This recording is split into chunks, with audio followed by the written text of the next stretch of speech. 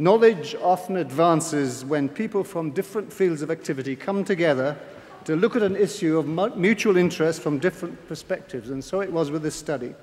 A semi-retired hospital radiologist who had an occasional interest in patients with swallowing disorders, that's me, came into contact with one of the world's greatest sword swallowers, Dan Mayer. Dan Mayer is not only an outstanding sword swallower with the US record for swallowing swords underwater, but he also maintains a comprehensive database of over 100 sword swallowers in more than 16 countries, and this formed the basis of our survey. Most museums have so many objects that they can only display a relative few at a time.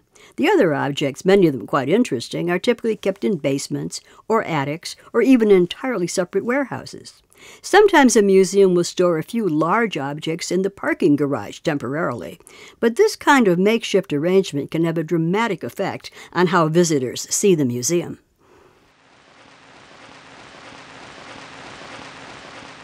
We are also grateful to our peer reviewer, Dr. Catherine Grebenik, a London consultant cardiothoracic anaesthetist, who recommended publication of our paper to the British medical journal editors, saying our paper was a cut above many others,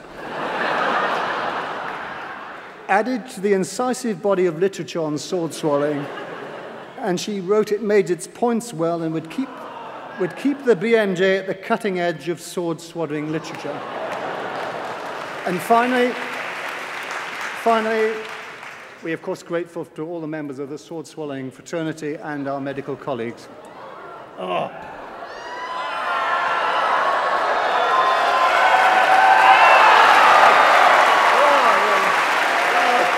Thank you very much.